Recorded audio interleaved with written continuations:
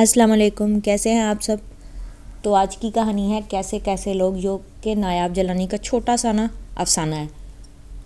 کہانی کی شروع ہوتی ہے ایک لڑکی سے جو کہ اپنی کزن کے گھر میں جاتی ہے۔ وہ اس کو کہہ رہی ہوتی ہے کہ اگر تم نہ ہوتی تو میرا کیا ہوتا، تم بہت احساس کرنے والی ہو، دکھ بانٹنے والی ہو، یہاں تو میں بیمار ہو جاؤں تو کوئی پوچھتا ہی نہیں، نہ کوئی پانی پلانے والا ہوتا ہے۔ پھر وہ اپنے شوہر کا نام لیتی ہے جس کا نام کہ محسن ہوتا ہے۔ وہ بھی بیچارے آفس سے آتے ہیں، پھر بچوں کو سنبھالو، میں اکیلی جان کیا کیا کروں۔ تو لڑکی کا نام ہے نادیہ، جو کہ وہ کہتی ہے آپ ایسا کیوں کہتی ہیں، میں ہوں نا آپ کی کزن ہوں تو کیا ہوا، آپ کی بہن بھی تو ہوں نا رشتے میں، آپ آرام کریں، میں آپ کا کام کر دیتی ہوں۔ تو وہ وہاں سے نا اس کا کام کر کے کھانا کھونا پکا کے نا رکھ کے آ جاتی ہے۔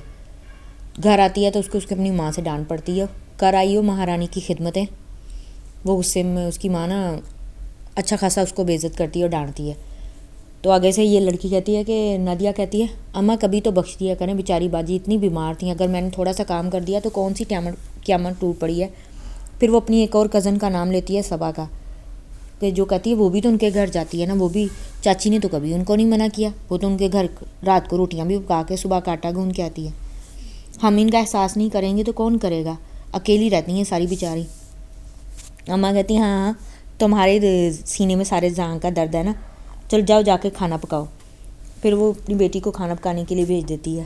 اب یہاں پہ اس لڑکی کا ذکر، عورت کا ذکر کیا جائے جس کا نام وہ کوآپی کہہ رہی ہے، جس کو اس کا نام الماس باجی ہے، جو کہ اس کے تایا کی اکلوتی بیٹی ہے۔ اب یہ تایا اور اس کے چاچا وغیرہ جو ہے نا ان کے گھر پاس پاس ہی ہوتے ہیں، لیکن دیواریں ہوتی ہیں اور اکٹھے رہ رہے ہوتے ہیں۔ تایا کی اکلوتی بیٹی ہوتی ہے جو شادی کر کے چلی گئی ہوتی ہے، اور جیسے تایا دائی کی وفات ہوتی ہے تو وہ اپنے ماں باپ کے مکان میں آ جاتی ہے رہنے کے لیے۔ اس کا شوہر وہیں پہ آ جاتا ہے ساتھ میں، اور بچے بھی، 4 بچے ہوتے ہیں۔ اب وہ اکیلی ہوتی ہے۔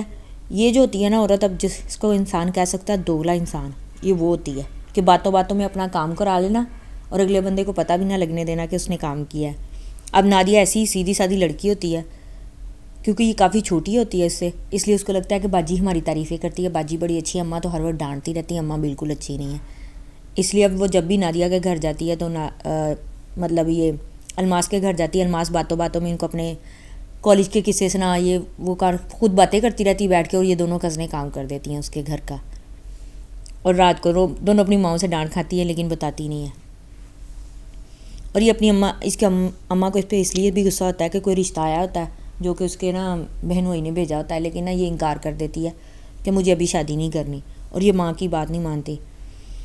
اور اس کی ماں کو نا اس چیز کا یہ بھی غصہ ہوتا ہے کہ یہ ہر وقت اسی کے گھر میں گھسی رہتی ہے، حالانکہ اس کے گھر میں وہ صرف اکیلی ہوتی ہے اور ساتھ میں اس کے بچے ہی ہوتے ہیں، میاں تو اس کا سارا دن کا گیا رات کو آتا ہے، لیکن اس کی ماں کو یہ ہوتا ہے کہ اپنا گھر سنبھالنے کی بجائے اپنی کزن کے گھر کو سنوارتی رہتی ہے۔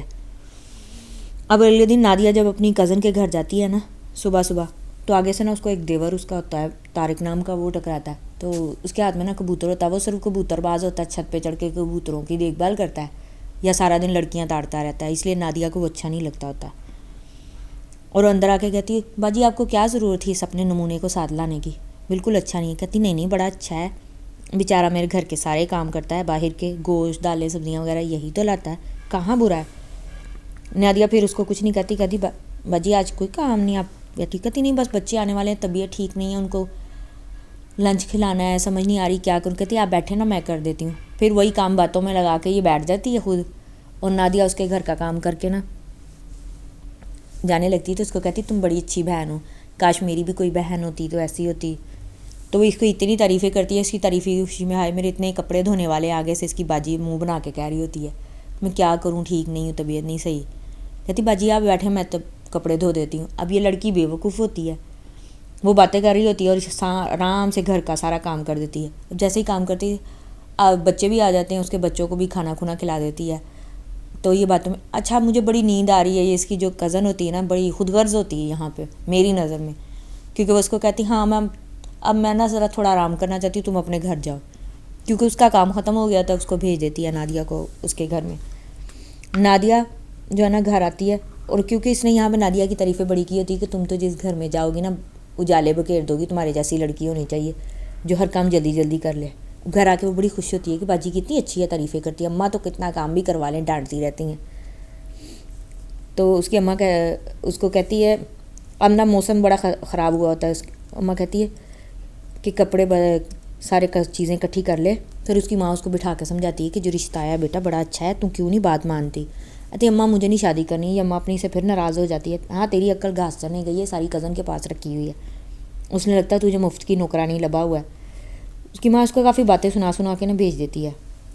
اگلے دن صبح ہی صبح اپنی ماں پہ غصہ ہوتا ہے، جاتی ہے باجی کی طرف، کہتی باجی آپ اماں بھی نا میری وہاں پہ شادی کر رہی ہیں، حالانکہ جو رشتہ ہوتا ہے نا وہ بہت اچھے گھر کا آیا ہوتا ہے، لیکن سر اس کی یہ کزن جو ہوتی ہے نا یہاں پہ کہتی نا تم تو صاف انکار کر دو، بالکل شادی نہ کرنا، ساتھ نندے ہیں، شادی شدہ ہیں تو کیا ہوا، اکلوتا بھائی ہے، ساری زندگی روب میں رکھیں گی، کھاتا پیتا اچھا ہے، کچھ ہی بات نہیں، ساتھ نندے کیسے سنبھالو گی اتنی، جب آ جایا کریں گی گھر میں اکٹھی تو. یہ اس کو باتوں میں لگاتی ہیں. کہتی اماں میری بات نہیں مانیں گی.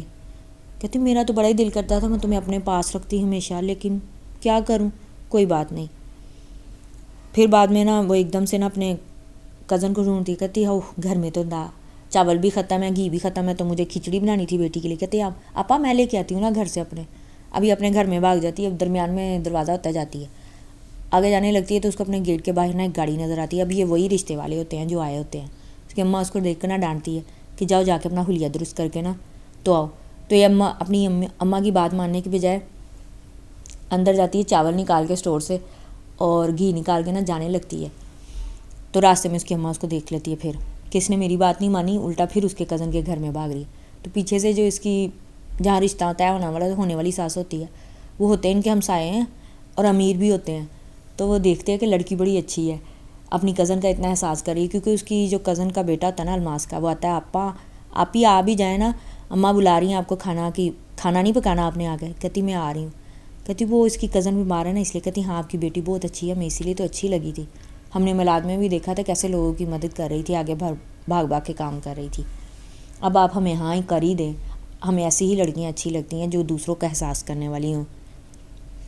تو اس کی ماں جو یہ تو اپنی کزن کے گھر آ گئی ہوتی ہے اور گھر جا کے ادھر کام کو کر کے ڈر رہی ہوتی ہے کہ اگر میں گئی تو اماں تو آج بڑا ڈانٹے گی، میں نے تو اماں کی بات بھی نہیں مانی تھی، رشتے والے آئے ہوئے تھے، پھر آپ ہی کے گھر میں بھاگ آئی، اب میں کیا کروں. لیکن گھر آتی ہے، دیکھتی ہے اماں کا موڈ جو ہوتا ہے نا اچھا ہوتا ہے. کہتی پتہ نہیں کیا بات ہوئی ہے.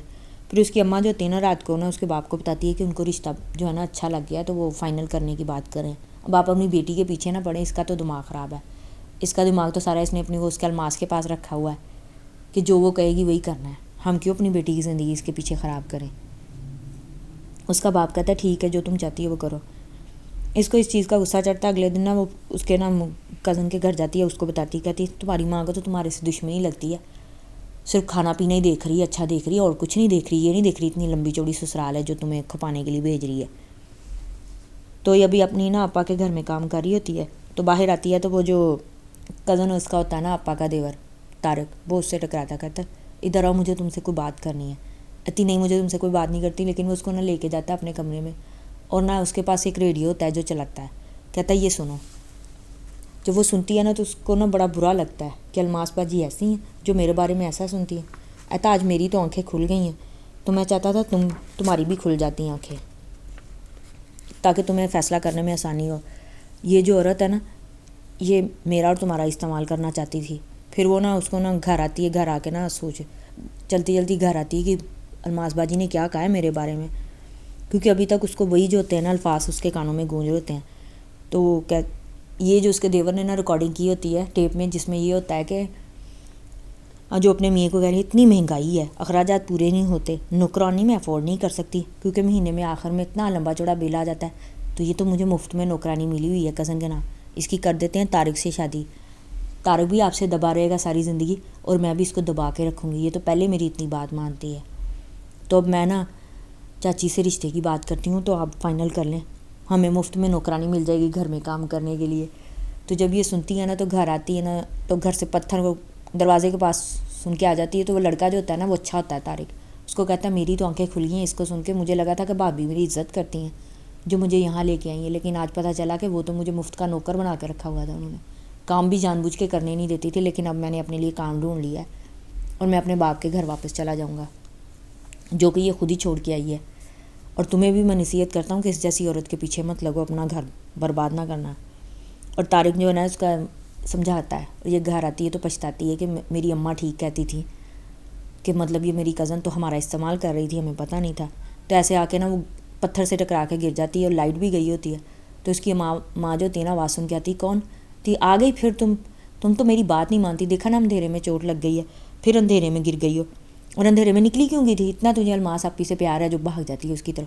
تو ایک دم سے کھڑی ہو کے نا کہتی اماں اندھیرے میں کہاں ہوں, اب تو میں روشنی میں آئی ہوں, اب تو ہر طرف اجالا ہی اجالا, روشنی تو اب ہوئی ہے نا میری آنکھوں کے سامنے. پھر وہ اپنی اماں کے گلے لگ جاتی ہے اور کہتی ہے اماں جو کہیں گی آج سے میں آپ کی بات مانوں گی اور کسی کی نہیں. اس کی اماں بڑی حیران ہوتی ہے اس کو کیا ہو گیا. تو اب اس میں چھوٹے سے افسانے میں آپ کو کیا نصیحت ملتی ہے؟ مجھے تو یہی نصیحت ملتی ہے کہ ماں باپ جو ہوتے ہیں نا وہ ہمارے لیے غلط نہیں ہوتے, ماں باپ ہمارے لیے ٹھیک ہوتے ہیں. ہاں ہمیں ان کی باتیں کبھی کڑوی لگ جاتی ہیں جو کہ ہمیں سمجھ نہیں آتی کہ شاید ہمارے ماں باپ ہمارا احساس نہیں کرتے. ہمارے اپنے جو ہوتے ہیں نا, جو ہماری تعریف کر دے وہ ہمارے لیے اچھا ہے, اور جو تعریف نہ کرے وہ ہمارے لیے برا. اب ماں باپ ہر وقت تعریفیں بھی نہیں کر سکتے کیونکہ ماں باپ نے اپنی اولاد کی اصلاح کرنی ہوتی ہے, یہ نہیں ہوتا کہ اس کو اندھے کنویں میں پھینکنا ہوتا ہے. اگر آپ کو میری یہ چھوٹی سی کہانی اچھی لگی ہو تو please like subscribe share my channel. Take care, اللہ حافظ.